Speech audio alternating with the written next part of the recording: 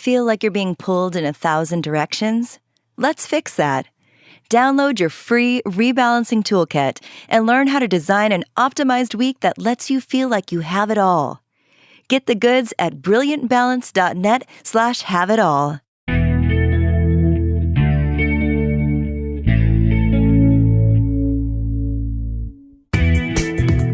I'm Cherylanne Skolnicki, and this is Brilliant Balance, the show for working women who are ready to shine.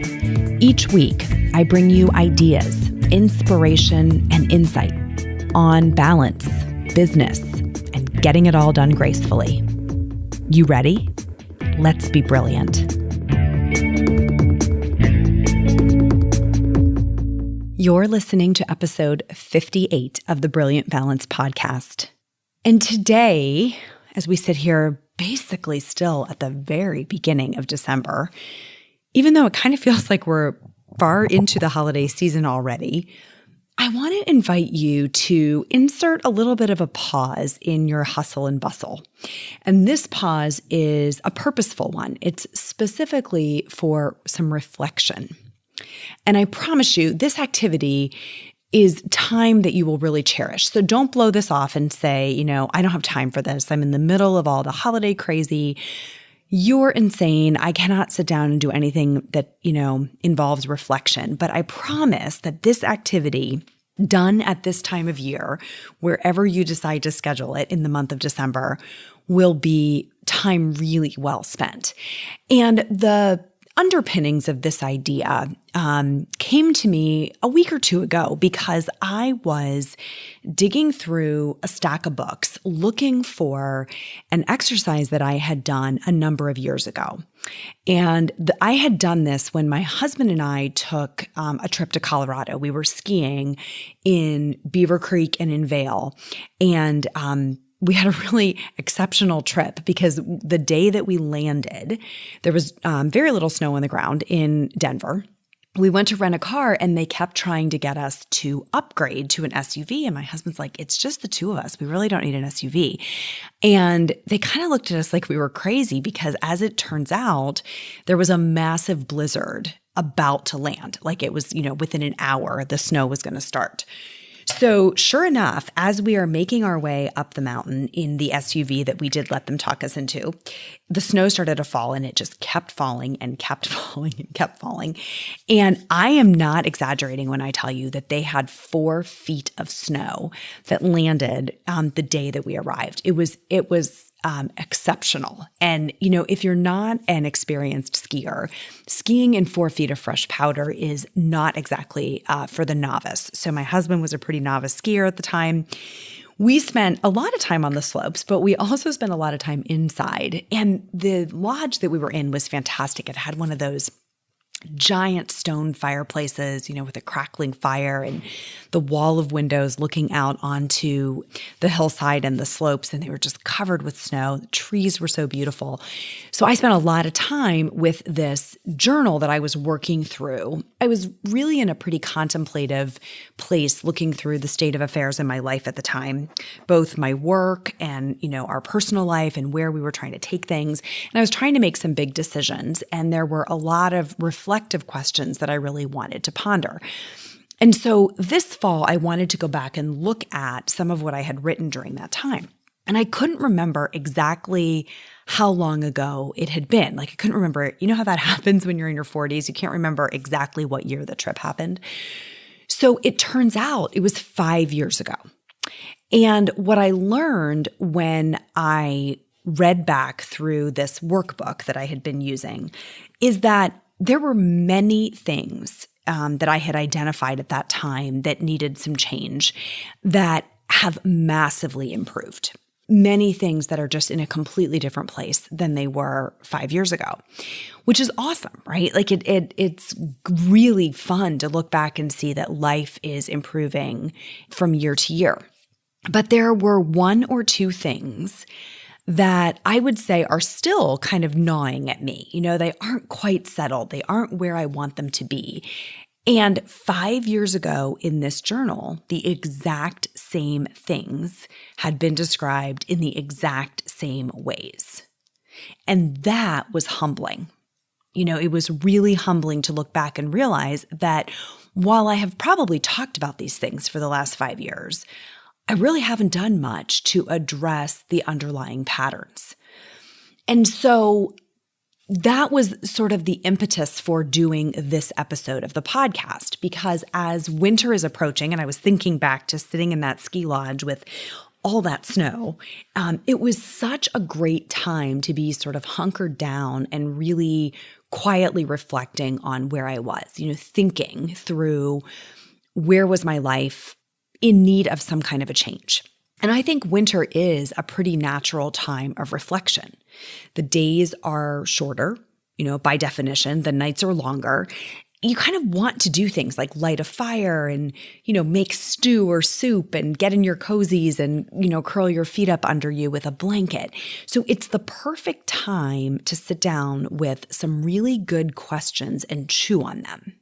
And so that's what I'm going to set you up to do today. I'm going to encourage you to make this a moment. Get out of your norm. You don't have to go to a ski resort in Colorado, but do something that maybe gets you out of your normal day-to-day rhythm. Get some of your favorite materials. Is it a new journal? Is it a blank notebook? Is it a canvas? Be creative. You could go through this exercise by writing out answers. You could draw it.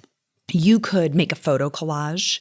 You could get out all your colored Sharpies and make charts. You could do it in Excel, whatever it is that really feels right to you. But what we're going to do in this exercise that I'm calling the year in review is we're going to think through a few questions and contemplate, what kind of a prompting you might feel, what kind of a nudge you might feel as you close out 2018 and move toward 2019.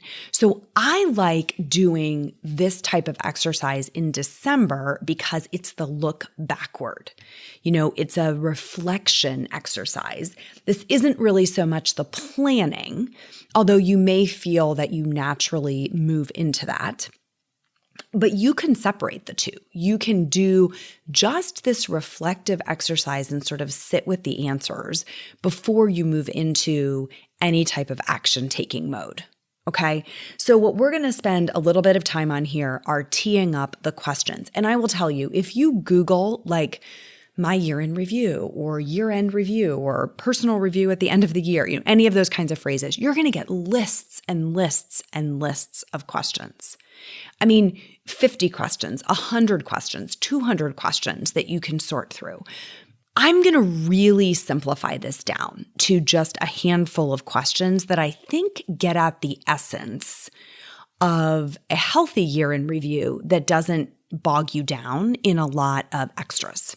Okay, so we're going to kind of take it at that level. But I would tell you, if there's something that you feel drawn to explore as you do this initial round of questions, if there's an area that surfaces for you or a question that's on your mind, by all means, follow that prompting because they can be very powerful.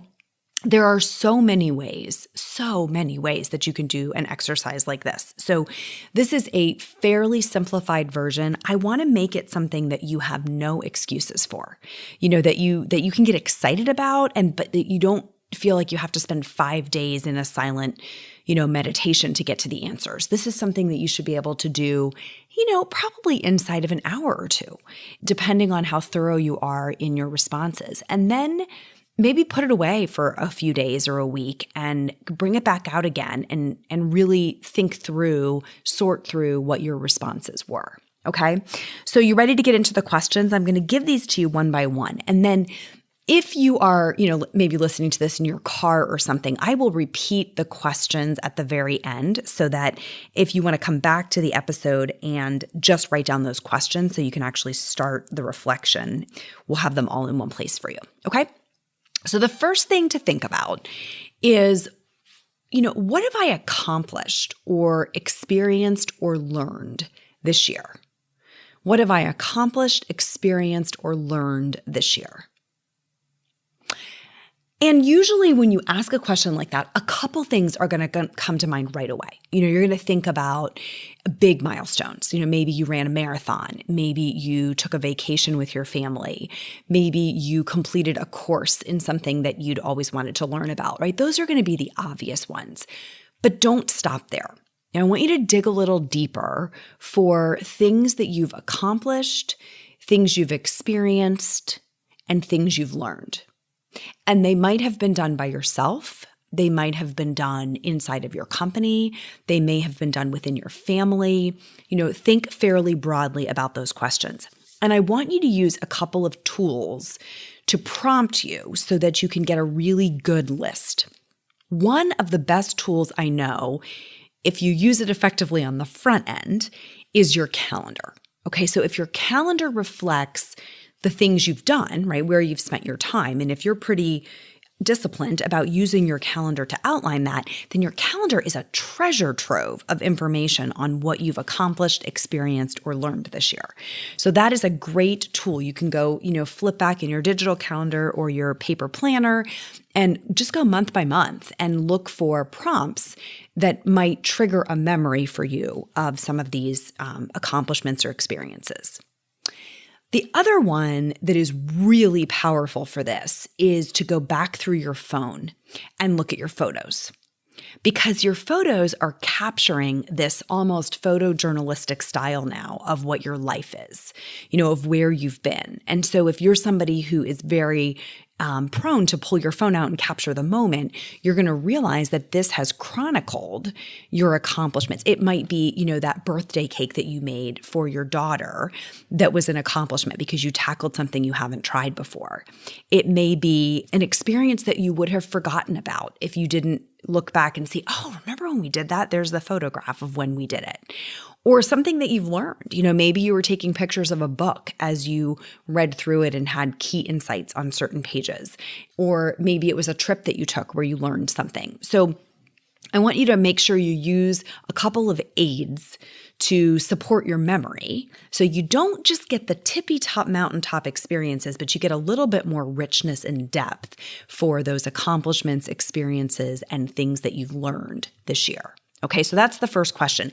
And again, remember, you may choose to write these answers down. You might choose to do something that's more visual, right? You might draw them, you might use a photo collage, whatever the medium is that feels right to you to capture those experiences. That's the first question. And it should make you feel fairly positive, I would think. There's a positive focus on what you're looking for there. Feel like you're being pulled in 1,000 directions? Let's fix that. Download your free rebalancing toolkit and learn how to design an optimized week that lets you feel like you have it all. Get the goods at brilliantbalance.net/have-it-all. The second question is, what did I mean to do, but I didn't do it? Okay, so this one may make you feel a little less positive, but I want you to think back to January of 2018 when all was fresh and new and you were looking at that blank calendar with so many hopes and dreams. What did you set out to do this year, but didn't actually complete or accomplish or even start? And I would tell you, before you beat yourself up too much, this is fairly normal. Right? Virtually all of us will have at least one thing that we meant to do this year and just didn't get to it. So these are going to be really good promptings for your 2019 plan, because you want to evaluate, is it still something that you would like to take on, right? If you didn't do it, why didn't you do it? What got in the way? And then if it's still important to you, what could you do to get a different outcome next year? So you want to get a pretty good list of things that you meant to do. You thought you would be at a different place by the end of this year. Maybe you thought you were going to change jobs. Maybe you thought you were going to lose those 20 pounds. Maybe you thought you were going to make progress on the manuscript for your book. What are the things that you meant to do? Maybe you were going to organize the basement, but it just didn't happen. Get a list of those things as well. Okay, and that's the second question. And then the third thing that we're going to look at is several different areas of your life. There are 7 of them here. And you're going to ask yourself for each one of these, has this area of my life improved over the last year? Has it declined over the last year? Or has it stayed about the same? Okay. Now, you may have wanted some of them to just stay the same. It doesn't mean that every single one of these has to improve, but I want you to think about over that last 12-month period, for each of these 7 areas, has it improved, has it declined, or has it stayed about the same? So let's kind of go through these 7 areas one by one. The first is your relationships. And you might want to break this one down and say, okay, my romantic relationship, like your marriage or your partner, your children, your relationships with your children, and then your friendships. And you could add others, like if you're particularly close to a sibling or one of your parents or somebody, a colleague, you can add that in. So romantic relationship, your relationships with your children, your friendships, and then any other one that you feel like it's important to evaluate. Has it improved, declined, or stayed the same? And for each of these, you can elaborate, right? You can put some color commentary on why or what's causing you to give it that response. And that'll help you as you go back and review this, but you can also just do the ratings and keep it very simple. Second area of your life is physical health. And I would look at that holistically. Most women, when I say physical health, they hear weight, but it really goes beyond your weight. It's a more 360 view of the state of your physical well-being. Third area to think about is your career or your professional life. The work that you do in the world. Has your overall impression of that improved, declined, or stayed the same? Has your satisfaction with your career and your work improved, declined, or stayed the same? So those are the first 3. The fourth one is your finances. Have your finances improved, declined, or stayed the same? And you want to look at that again holistically. You want to look at your debt level. You want to look at your savings. You want to look at your income. You want to look at, your ability to operate within a budget. Like there's a kind of a 360 view of financial health, however you define it. And so you might have different areas. Some of them may have improved and others may have declined or stayed the same. So I'm going to recap the first 4: relationships, physical health, career, and finances. Then the next one is your emotional health. So think of this as your outlook. When you think about your level of anxiety, when you think about your level of positivity versus depression, when you think about your self-image, like the quality of your emotional health overall, how in check it feels, has it improved, declined, or stayed the same? The 6th area is your energy level. So I'm separating this on purpose from your physical health. And I want you to think specifically about how energized you feel about your life. Do you wake up in the morning full of energy? Are you able to sustain it throughout the day?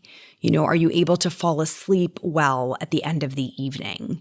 Is the energy that you feel balanced and positive, or is it, frenetic? So your energy level and sort of the quality of your energy is the 6th thing. And the 7th area is your sense of fulfillment. Do you feel, when you look at your life overall, a sense of fulfillment? And has that improved, declined, or stayed the same over the course of this year?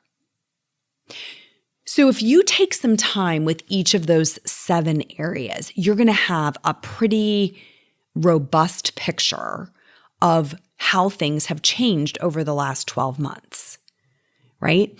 Each of those areas could be on very different trajectories. Your relationships could be sailing along and improving while your financial health is declining, or vice versa.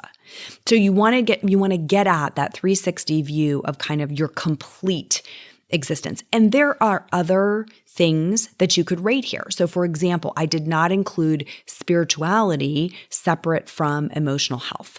So you could put something in here about, the depth of your spirituality or your faith life.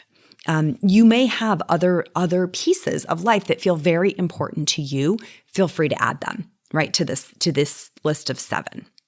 So once you've established that rating and then given yourself a little bit of time to think about, what's underneath it, the next question you want to ask is, how satisfied am I with those trend lines? right? When I look at my physical health and I realize that it's stayed about the same over the last 12 months, am I okay with that? Is that kind of what my intention was, or am I frustrated by that? If I look at my energy level and I say, it's declined over the last year, am I okay with that? Is there maybe a good reason that that would have happened? If I look at my career and I say it's stayed the same, but I really wanted to change, right? Then I may identify I'm not very satisfied with that trend line. That's one that I really want to change. So for each area, when you look at, has it improved, declined, or stayed the same, you want to go back and really assess, am I okay with that? Am I okay with that? And as you unpack those answers and spend some reflective time thinking about what this year in review has turned up for you, that sets the stage for next year. That's going to set the stage for where do you feel a nudge to do something differently. So any place that you are not satisfied with the trend line, that's going to be your indication of this is a place where I'm going to invest some time and energy next year. Okay. And I just want to remind you that my team and I live for this, right? This is what we're here to do. This is why Brilliant Balance exists, is we are absolutely 100% here to support you as you plan this out, especially if you feel like you've been living the same year over and over again. You turn to a new calendar page, but it's basically, I'm about to repeat the same year I just had. And you're frustrated because you feel like you're stuck in a place that you don't want to be. Then absolutely reach out, because we can help you identify which resources might be missing that could help you break that cycle, right? That's really what we see the most often, is there is something we can see with an outsider's perspective that makes it clear to us what you might be missing that would help you break that cycle.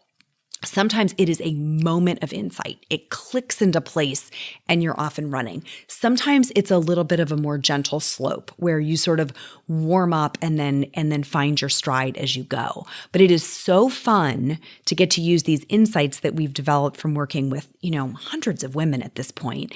And it's so fun to apply this process that we've developed to really help you get that forward momentum. So I would tell you, especially if you are a high achiever and you find that you're stuck in one or two areas where you just can't crack the code, that's our specialty. Definitely reach out, definitely get on our calendar, definitely give yourself the opportunity to chat about what you learned from this year in review, because, you may be able to use these insights as a really clear inflection point to get different results next year. Okay. So I'm going to recap, as I said I would, exactly what these questions are so that you have them all in one place. The first question that you want to do is you want to explore, what have I accomplished, experienced, or learned this year? And you want to use some prompts like your calendar or your phone photographs to help you remember things that you may forget otherwise. Second is, what did I mean to do, but I didn't do it? Right? What were those things that you meant to get to, but they just didn't happen? Third is, for each area of my life, you're going to rate, has it improved, declined, or stayed the same? And the 7 areas are your relationships, your physical health, your career, your finances, your emotional health, your energy level, and your overall sense of fulfillment. And once you have rated each area of your life, you're going to ask yourself, how satisfied am I with those trend lines? And that satisfaction is going to give you a clue as to where you may want to invest your energy in the coming year. Okay, so this is a fabulous activity. I can't wait to do mine. I have this planned for myself this month as well. I love doing it. I would definitely recommend you find a time when there's no distractions or other people around you, because you really don't want to be interrupted. You want to give yourself the opportunity to spend an hour or two really thinking about this. And think about that. You've just lived 365 days of the year. You just need to find an hour or two to reflect on it and see if there are some things you want to tweak going into 2019. So if you decide there are things you want to change and you want some support, or you just want to explore what support could look like for once, definitely reach out. We will get you onto our calendar and we'll have a conversation about what it might take for you to crack the code and get different results. That is all for today, my friends. Until next time, when we talk about where you fit into your family's holiday plans. We're not going to let you put yourself on the shelf. We're going to figure out where you fit into the plans. And you may be surprised by what you find out when we do this. So until next week, when we explore that, have a great week, a great year in review, and let's be brilliant.